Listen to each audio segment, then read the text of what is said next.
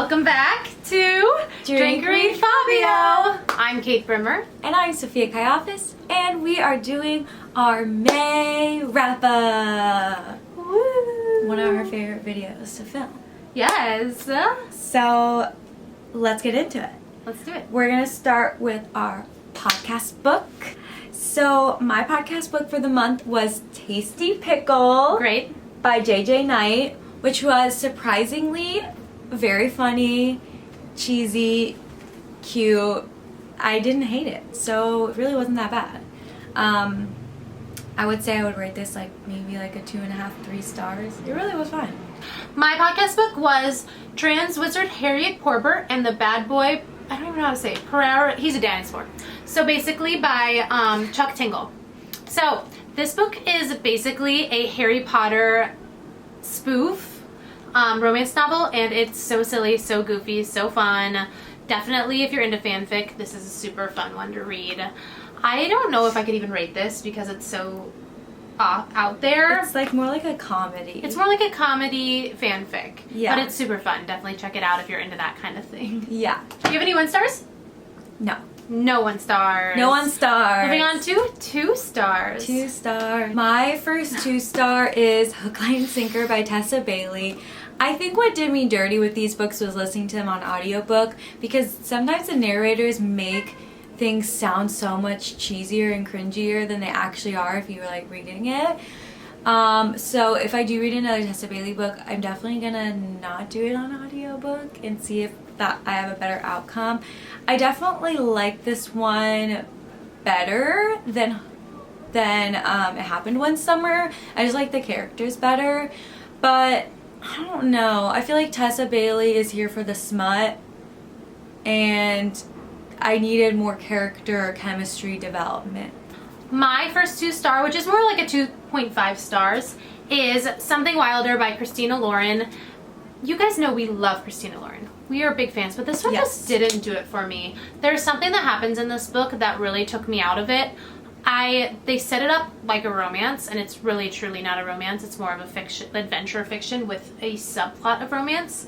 And the way they set it up made it seem like a typical rom-com book, and it threw me off when that wasn't the case. Okay, now we're on to 3 stars.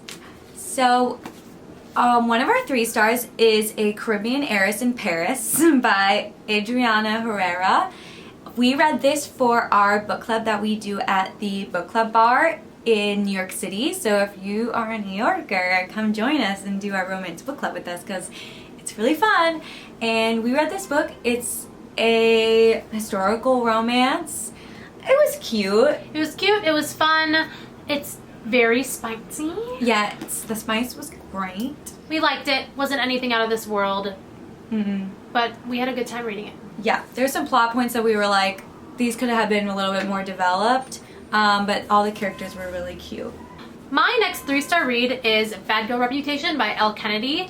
I liked this one a lot more than the first. The first half was a 5-star for me, and the second half really took a downturn. This one was super, super fun. It's like bad boy vibes. I love a good bad boy romance, turns good. And her writing is just so fun. I have always thought her writing style is always a page turner, always a good time. Yeah. Next I have book 2 of the Percy Jackson series, The Sea of Monsters. I am audiobooking this series to kind of take me back to my childhood love of all my childhood series that I really loved. And I don't know, it's just not doing it for me as it used to when I was a kid. I think it's just because it's so YA. Yeah. I was obsessed with these in middle school. It's great. I feel for a like they middle get schooler. better as they go along. I've heard that. So my next 2 are 3.5 stars. They're so good, but just didn't hit the same. Yeah. The first one is Well Traveled by Jen Deluca. Oh, I just love Jen Deluca's writing, and this series is so fun. It's a Renaissance romance series. What else could you want? So fun, so cute. It's another bad boy romance. He's the bad boy guitar player in the Renaissance band. Not a bad boy in a Renaissance band. He's like the player. How bad can you be? He sleeps with all the other Renaissance-y people. Okay. He's like the hot one that everybody wants to sleep with. Sure. And she is a lawyer who runs away to the Renaissance Fair. Amazing. Speaking of great authors, Lucy Score, Things We Hide from the Light. I just love Lucy Score's writing so much. I didn't love this one as much as the first one. I think it's literally just not the trope for me, and it got really, really deep and was a little bit slow in the middle. But besides that, just so good. Her writing is so good. I love, love, love Lucy Score. All right, now we're on to 4-star reads.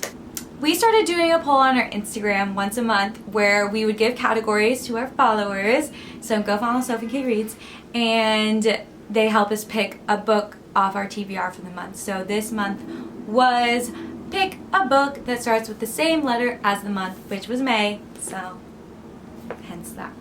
My first 4-star is Maybe in Another Life by Taylor Jenkins Reid. I think this is definitely my favorite on her backlist, which is like not the like fake historical romance ones.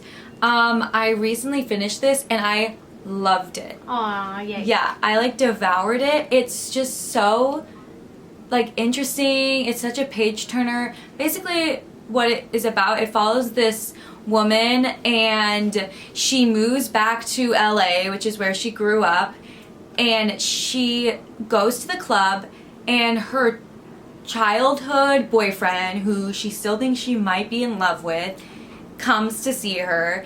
And she has two choices, whether to stay there with him for the night or go back to her best friend's house for the night.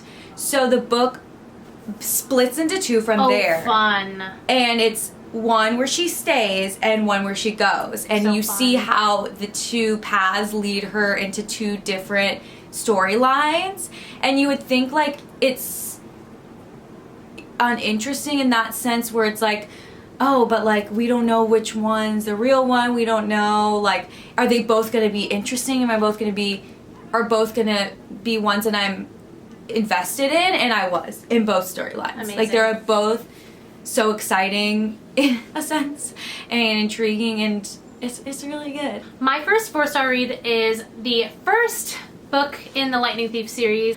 So fun. Loved it as So a kid. fun. Loved it now. I love the kind of adventure they go on. The first one just really hits good. It hits home. good. It's very good. My next 4-star is Soulmate Equation by Christina Lauren, and actually like a couple weeks ago Kate and I met Christina Lauren, so we're besties now. I thought this was just very cute. Like they just know how to write cute, adorable romance. Like I'm just like warm and fuzzy inside, and this was like a little rom-com, happy. It's everything you think it's gonna be. It's nothing like spectacular special. I'm not gonna be sitting around thinking about it, but it is what it needed to be. My next 4-star is Malibu Rising by Taylor Jenkins Reid. This was my book pick from last month to add to my TBR. And I was obsessed. I loved this book. It is so interesting how she describes the story and switches back and forth. You basically get the point of view of, I'd say, probably 10 different characters in this book. It switches between all of the siblings, going back into time to her mom and her dad's point of views, people that come to, there's a party that happens in here, people that are attending the party's point of views, and it really jumps around to where you're getting this whole bird's eye view of this story. And as it goes on, you learn more and more things, and I love books that do that, that kind of reveal new things as you go. Yeah. It revolves around Nina Riva's family and all of the siblings, and her dad was basically this famous singer and was a messy boy who left behind a family that had to fend for themselves. So you learn about how their lives kind of fell apart and are impacted by his choices. Yeah. My next 4 stars is Daisy Hates by Jessa Hastings. This is the second book in the Magnolia Park series. I really enjoyed this because I love her writing style.